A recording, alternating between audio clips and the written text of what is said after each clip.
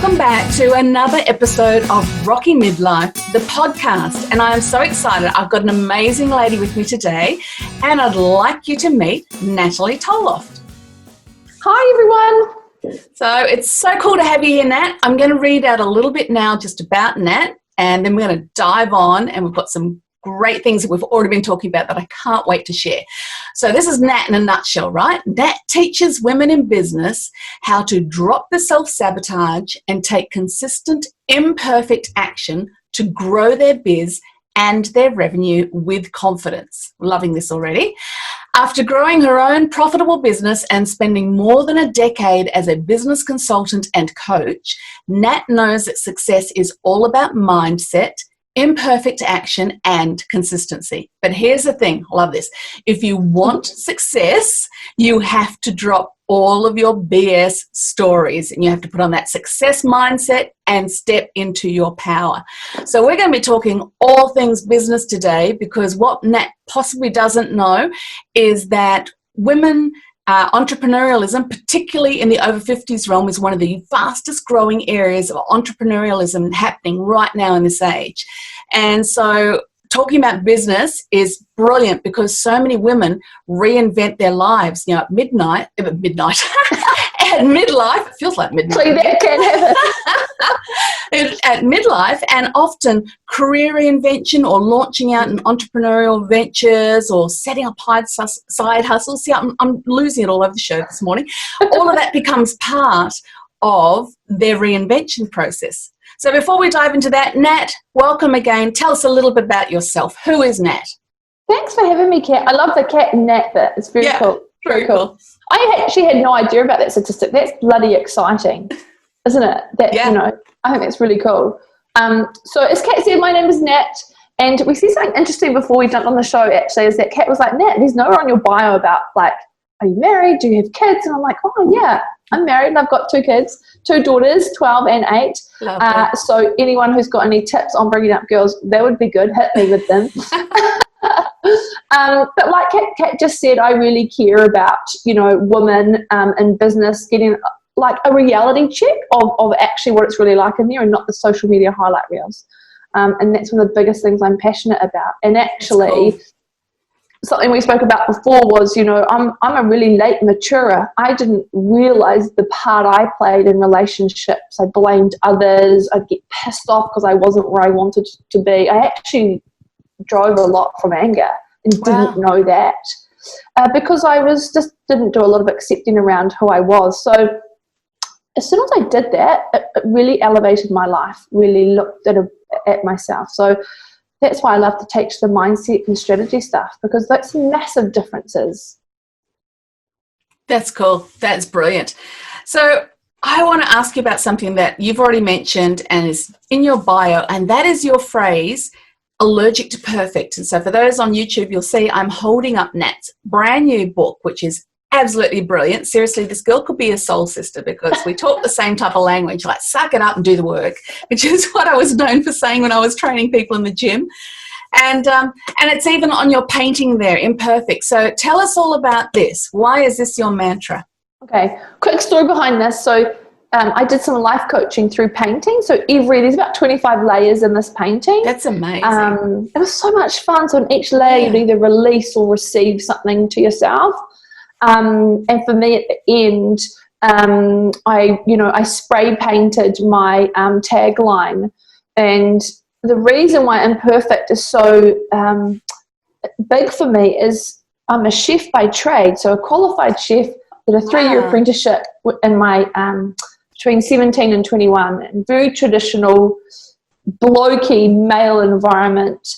And to be a chef at the top of your game, you've got to be perfect. Wow. You have to be perfect in everything because you've got to consistently drive the same thing regardless of how you're feeling. And so I tried to bring a lot of that masculine perfectionism into business, and it just doesn't work. Yeah. Just doesn't work. I've tried. You know, I've been hell bent on going, well, what is the difference between someone who is successful in business and me right now? And so I went on a journey to find that. And it's just because someone takes action, regardless. That's it. That's the key, the action. Totally the action. Wow. But the belief that you can do it and take that action. Right. So that threads through all the coaching you do now with women launching businesses and growing businesses? Because when I first went out, and so I've had 2 failed businesses, which I get so excited about, because I'm like, guys, failure is part of the journey. You have to have it. It's just an iteration of a version of something. Yeah. You know, because we can pedestal other people. Yeah. But we see them at their version 10, where you haven't even started version 1. Yeah. That's a really good point. And social media is where that really plays out, isn't it? Because you're seeing the highlights. Yeah. Well, they don't tell the real story, and that pisses me off. Yeah. And that's one of the things, like when I got into business, when I first started in the social media highlight reels of just do this and this will happen. Actually, no, that doesn't happen. Yeah. You know, I wholeheartedly thought, you know, I could leave my corporate job, go online, put a webinar together, sell a group program, and I would be, you know, sipping pina coladas. No.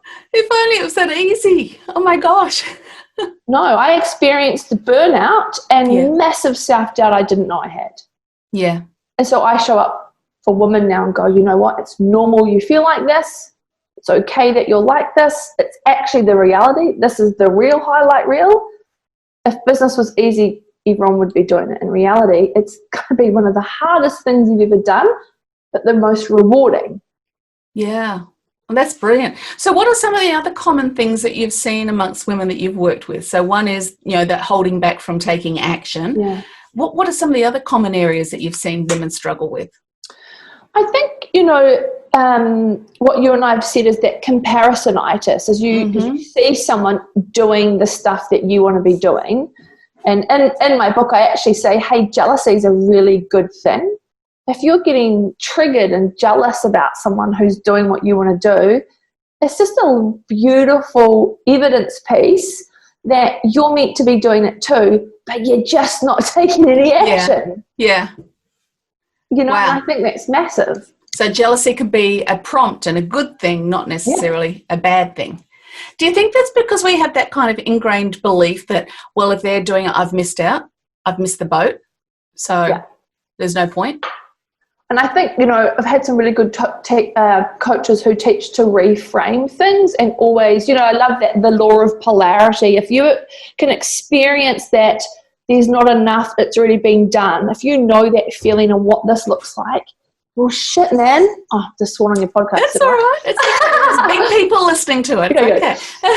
You know, if you've experienced this, guess what? You must have experienced the opposite. Yeah. So then it becomes the discipline of the thought. Is it cool? Does it feel good to sit here? No. So come and sit over here. And that's through the discipline of affirmations, of journaling, of thinking past your thoughts. So while someone else might be doing what you want to be doing and you're like, well, it's already been done, know this, there's nothing new to invent. It's true. we're all stealing like artists, which means my interpretation of something is going to be different from yours. Therefore, my intonation of it is different from yours. That's brilliant. I love that. Stealing like artists. That's true, because artists do get inspired by other artists' work, but the true artist will take that and then create their own work, won't they? Using that as the input and the basis, not duplicating it. Exactly. And I think just a nice way I like to hear about that, if someone's like, oh, but it's already been done and there's lots of people, I'm like, guaranteed a violinist in an orchestra of another 20 violins doesn't go, sorry guys, you're all doing the violin, I'm out. Right? Yeah. No, right? And so it's like you got to at some stage realize that the BS is just tricking you to keep you small, and we know that about ego. Yeah. But I think what I love about it the most is that if there's lots of people doing what you're doing, it means they're educating the prospective clients for you, which means there's more people to sell to. That's a brilliant way of putting it. Isn't love that a better feeling? Yeah, great reframe there. Great reframe. Yeah. So sometimes it's just someone reminding you, hey, no, that's not the truth. This is the truth over here. Yeah. That's brilliant. So what else? What else is another, because you're on a roll here. What are some other common themes amongst women? I mean, I talk about it in my book too, you know, where I talk about so many women deal with feeling like I'm not worthy, I'm no good, I don't have the talent, and keep themselves small because of those beliefs? What are some of the things that you've encountered, particularly in the business area? I think what's really cool is, just going on from that, what you said about what women in business in particular, have issues around that. But in particular,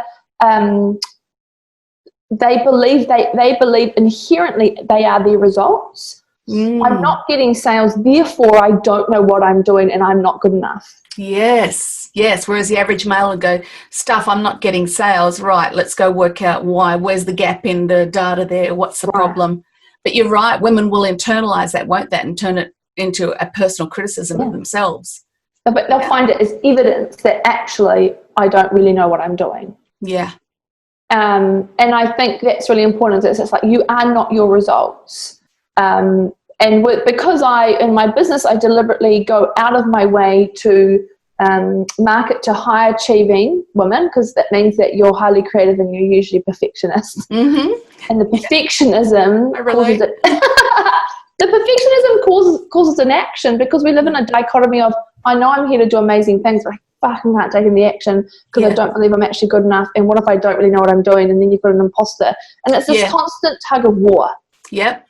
Totally relate to that. Yeah. I mean, it's so crazy. Like, I'm probably like so many women in that I'll front up and do an interview with you now, chat quite happily. It's on video or anything. But then if you said to me, okay, I want you to go do 3 live videos next week, I'd be freaking.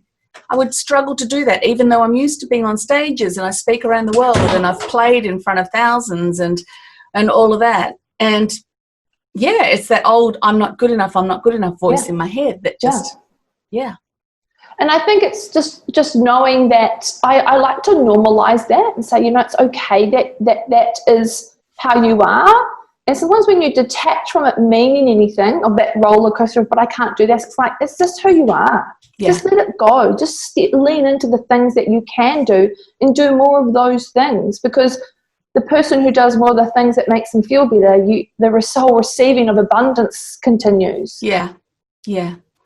Oh, that's brilliant. So tell us, what are some of the real points that you really hone in on in your new book? So, I mean, I just found there were so many gems. So what's one of the gems that you would particularly like, it really means a lot to you? Or I'm probably not even saying that right. No, it's good. I think actually, chapter 12 for me has a lot of meaning. You are the secret sauce. Oh, love that. Yeah. Because a lot of people will be like, the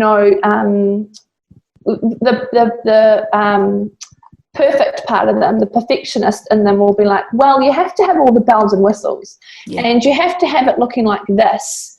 And until those bells and whistles, so imagery, website, offers, packages, until all those things are ready, you can't offer, you can't sell. But actually, none of those things matter, because it's your unique selling point the whole time, where I'm a huge fan of, you need to be able to sell without the bells and whistles. Yeah. At a very core level, if those things were taken away from you, you need to know how to riff confidently without having to have those frames to hang on, if that makes sense. Yeah, it does. Now, you better just define what riff is for any overseas people listening. Just like this. Yeah. Like, you and I have, what I love about hanging out with you is we don't have to overly prepare our stuff, because we're sticking to our lanes of areas we love to talk about. Yeah. So when you stay in your lane of what you know, you don't have to prepare for it. Yeah. So it's like you can be unscripted. You can get up and you can just talk about what it is that you're trying to sell, because you know it so well. Yeah. And so a practical way to do that is, I find with women who are high achieving, I'm high achieving, so whenever I talk about you guys, I'm talking about myself. We always think we have to new, bigger, better, brighter all the time. Yeah. Whereas actually repetition, because this is where the consistency of a chef comes in to help me, repetition of your messages is very important.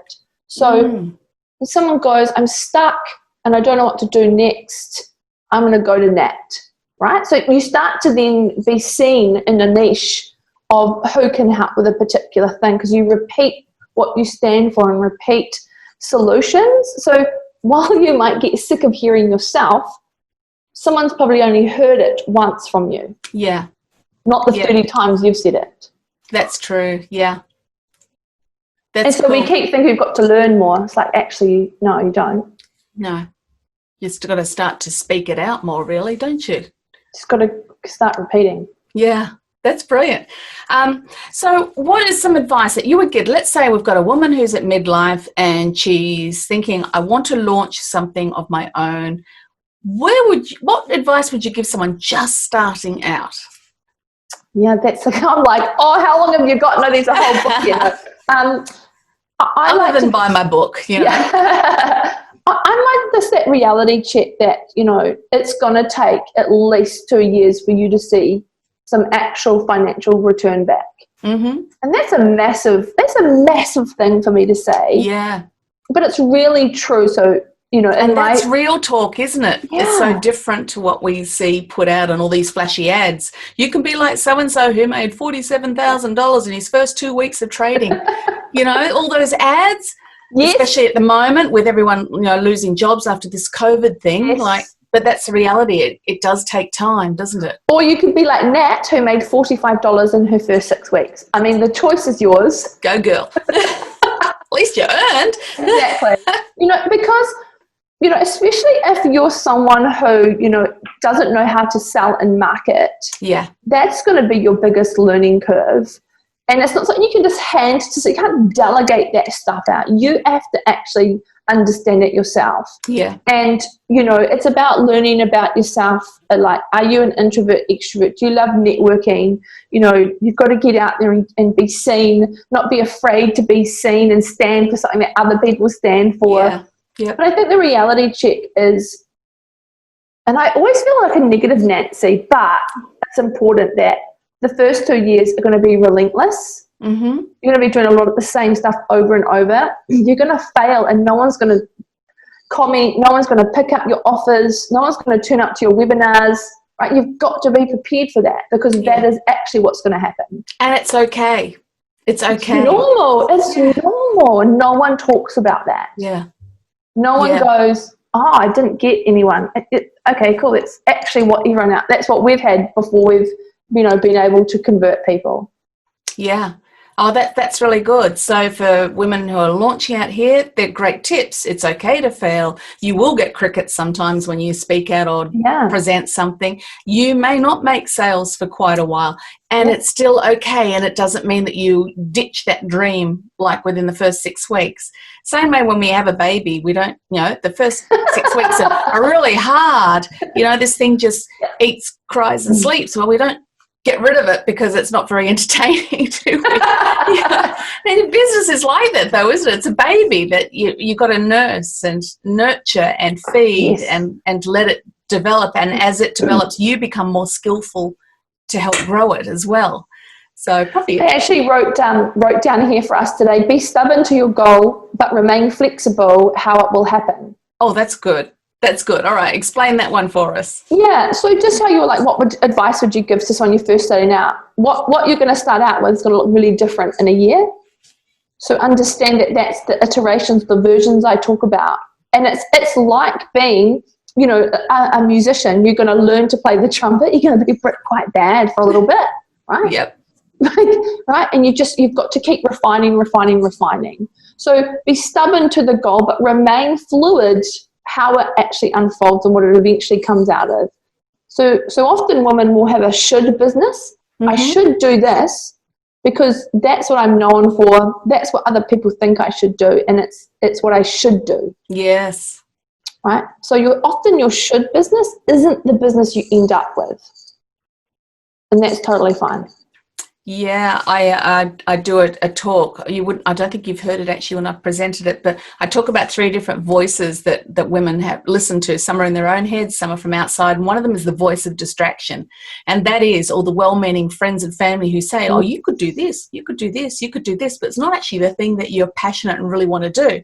Yes. And you can end up finding yourself down a track that doesn't feel right, isn't working because it's not the right fit. And it's really important, isn't it, to be just quite strong in what we're wanting to do with our business and being able to come back to it. That's where I think mission statements and things are quite a good thing too, because it brings you back to your values, what you're trying to build. Yes, it's got to come from your values, right? I love that. And your energy, like, you know, your so hard to believe when I first met you that you call yourself an introvert. Yeah. But obviously I'm an extrovert. So you've got to show up in the best way for you, because we need that consistency for business. And on a practical term, for when you're first starting out and thinking about stuff, it's really important to surround yourself by people who are playing the game, who are what we call, that Teddy Roosevelt beautiful saying, which is at the end of my book actually, is you've got to listen to the people who are in the arena with you, getting dirty, not, I said, the naysayers, around the joint, who actually don't know what it's like in there. Yeah. I know the quote. I read it again just before, actually. I have to try and find it, actually, if I can, because it's actually such a good one. Here you go, the man in the arena. Yeah. It's not the critic who counts, nor the man who points out how the strong man stumbles, or where the doer of deeds could have done better.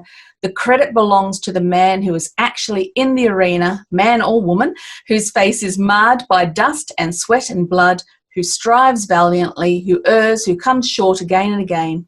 And it goes on from there. But that's absolutely it, isn't it? It's all about just getting your hands dirty and doing it.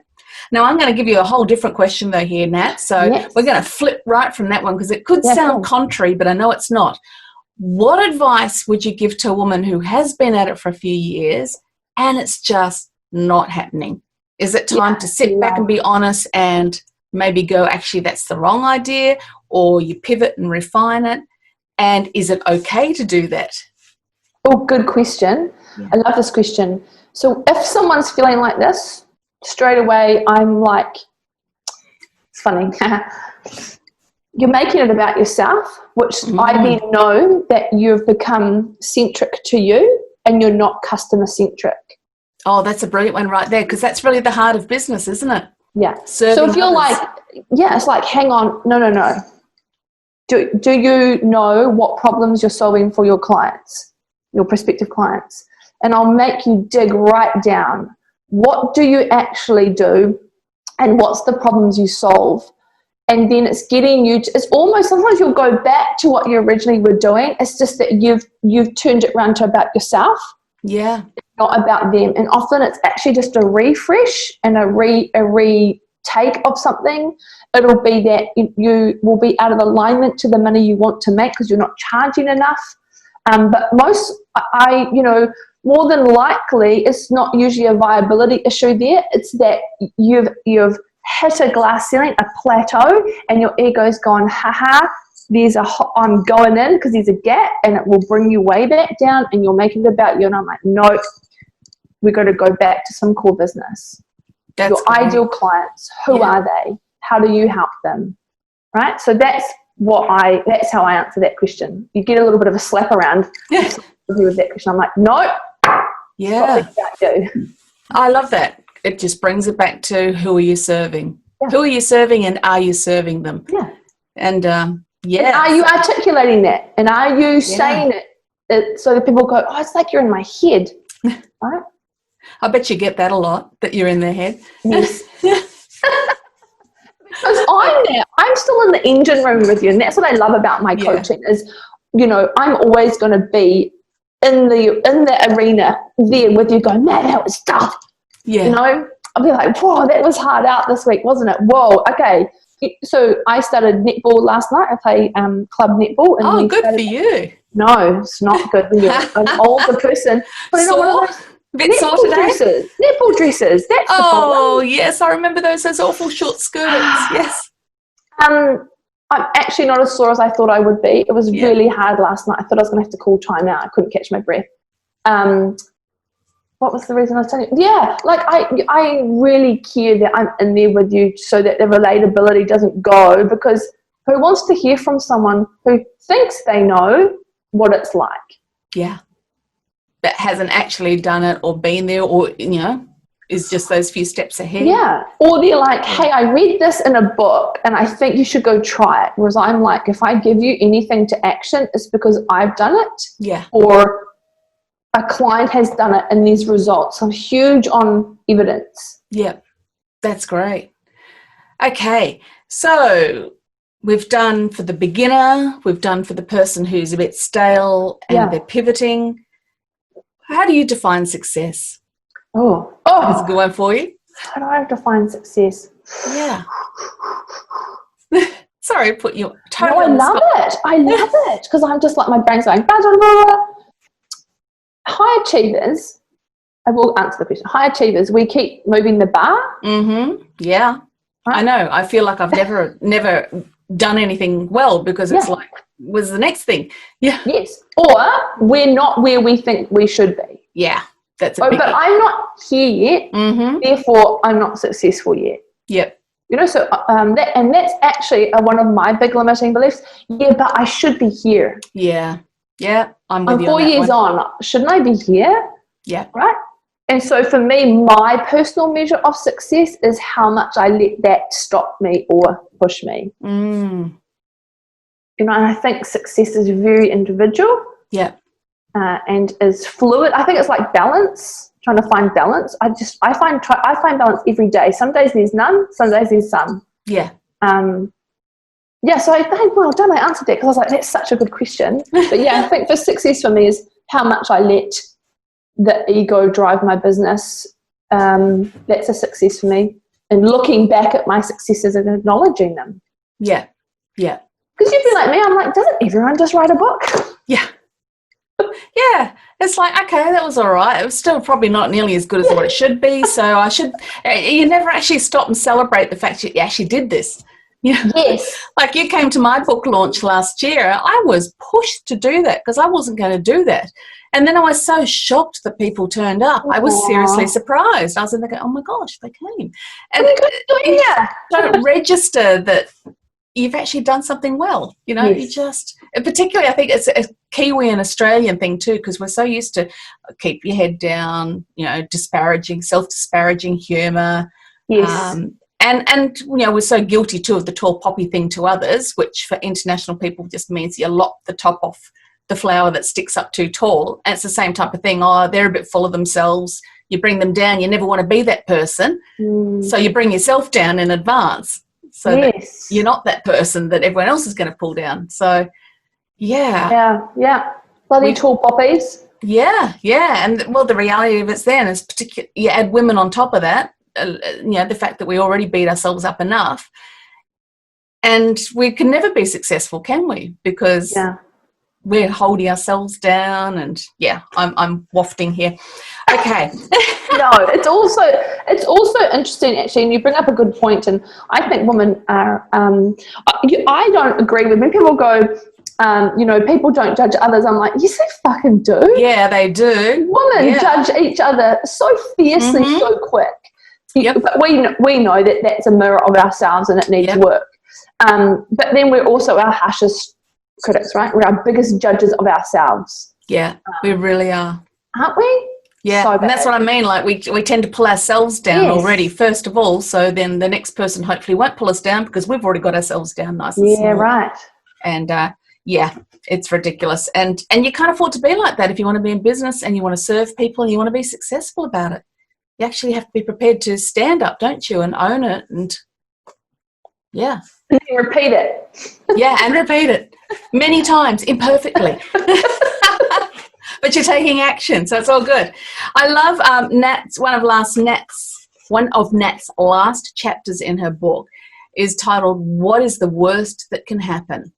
And I think that's a beauty for women in general, whether you're in business or not. Like, what is the worst that can happen? If you're thinking, I want to be brave and I want to try something new, I think just standing back and asking yourself that question before you even go there is going to solve so many of those little voices that would be telling you otherwise. And so Nat goes through a lovely little process in business in particular about, you know, little steps that you can do. But is that something that you tell your people, your coaching clients? Is that a question that you make them confront? What is the worst that can happen for them? Yeah, because it just makes them making it bigger than it needs to. And as an author, you'll understand that was the hardest chapter to write because I felt like I had to go out with a drop the mic moment in the last chapter. I know, it's hard, isn't it? Isn't it? That last chapter, I was like, is it enough just to write, you know, what's the worst that can happen? It doesn't work out. Yeah. Is that flippant? And I was like, actually, no, because the reality is it isn't going to work out. right? That's part of the business journey. You're going to do things, you're going to invest in things, and it doesn't happen. You know, I'm yet to meet anyone, and if you are that person, I'd love you to call me and let's have a chat, who has, it's a 1%, I believe, who have hit it the first time out of the park. Yeah. Right? And usually that's Very because they've picked up something and it's got gone viral, which is overrated. Because what does that even mean? If it doesn't equate to sales, who cares how many people saw it? But, you know, it is actually about getting eyes on the prize. So, you know, what is the worst that can happen is it's actually really going to, what you're fearing is actually really going to happen. Wow. That's brilliant. So what you're fearing is really going to happen, so you might as well know what it is now. And when it happens, it's like, yeah, whatever. Yeah, or go, oh, that's meant to happen. Oh, cool. It's cool that, you know, no one turned up to my thing. Oh, that's right. Nat was like, hey, dude, that potentially could happen. It's like authors who do the traditional publishing route having their wall full of all their rejection letters and being okay about it, and they still keep going because, well, that's what's going to happen. Yes, you're going to get rejected. It's kind of become a common theme amongst authors now, and I think when you think what's the worst that could happen for an author is get rejected, and if you've already taken the sting out of it by going, yeah, that's such a good point. Yeah, it's the same type of concept. So for women going into business, if you can sit back in those early days and go, okay, well, what is the worst that can happen? People won't buy, people won't do this, people won't do that. Then you'll have a better sense of resilience to go, well, okay, that stung a bit, but you just have to remind me what I say to my clients is I actually like my clients to go out and make offers so they will get no's. Oh, wow. I'll be like, you've got to go do this because I want you to get some no's on your belt so that you can go, oh, I didn't die. I got a no and I didn't die. Yes, and then it's not about you. The no's not about you, it's about them. Yeah. And then that, again, takes that sting off and takes it off yourself. Yeah, I learned that when I was working as a personal trainer, and I often had people coming to me because I built a reasonable business. You're awesome, Kat. You're awesome. Just online. Oh, you're so cute. But I'd have people come to me and you'd know immediately that they weren't vibing with you, that they weren't your person, that you weren't their person. And I had to learn really quickly, I can't take this personally or I'll go home and cry. Why didn't that person like me? And I am one of those people who wants to be liked, but ultimately you're not going to be everything for everyone. Your business, what you're offering in your business is not going to be everything for everyone. And that's okay. And it doesn't invalidate your business and it doesn't invalidate you doing what you feel you're called to do. So I think that's a real important one. Yeah, I agree. That's a really good point. Yeah. So keep going. All right, Nat. So what's coming up for you, girl? Oh, what's coming up for me? Now we're in level 1. We've hit level 1 here in New Zealand, so we actually can get out of our homes and interact more, which is great. It's really, for me during the lockdown, there wasn't any Netflix and chill. Like I've got a wonderful client load, and I was just in full support for them. Yeah. So I haven't stopped. It's just, it's growth for me. This is the first time I've actually had a group program that's worked. So 4 years in, this is the 6th iteration and it's working now, right? And that's the reality of it. But it comes from the confidence behind yourself to go and sell that. Yep. And so for me, it's been able to work with more women. That's not just one-to-one, because you can't scale that way. I can't just, coach 40 hours a week. Exactly. And that was just one of the reasons I wrote the book, was to reach out to more people. And then I was the same with mine. Yeah. That's what's in store. More of the same stuff. So just the same and bigger, and helping more and more women as they transition and build their businesses. Yes. Fantastic. Have you got a final word that you want to share with everybody? For these midlifers who are listening in? Yeah, I love being a direct result for someone. Like, if I can do this, so can you.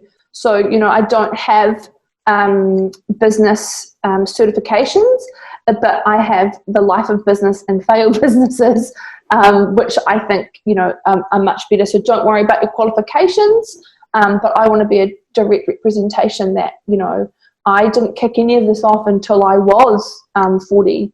And if I can do it, you can do it, like 100%. That's brilliant. Love that. And I Of course, like, something that's so stupid because we know you're at midlife, but I hadn't even twigged. You're right. Your success has come doing this at midlife. Yes. So that's so encouraging for so many women who are thinking, I've missed it. I've missed it. Look at these 20-year-olds, 30-year-olds. They're amazing. They're so confident, and I've missed it. But there's still room, isn't there? Actually, that's a very good point. Yes, they might be saying all the right things and looking the part. Nothing beats wisdom, grounding energy, and a conviction that life brings you. That just trumps. Yeah. Brilliant. So I'm like sticking to that, feeling better. Yeah, fantastic. Well, Nat, I want to thank you so much for being with us today. You've had so many great gems of wisdom in there that I know are really going to encourage women in particular, who want to get out and build businesses or are already building their own business, just to keep going. Keep going. Thank you so much. Thank you, and I'd love to have you back on again down the track too. So we will look at that. We could just keep talking and talking and talking. We could. But anyway, I want to encourage everybody, please listen to this episode. Share it to those in your world who need it. Subscribe, leave a review, please, because reviews help us get noticed by other people who need to hear that you can still live a life that rocks at midlife and beyond. So thank you.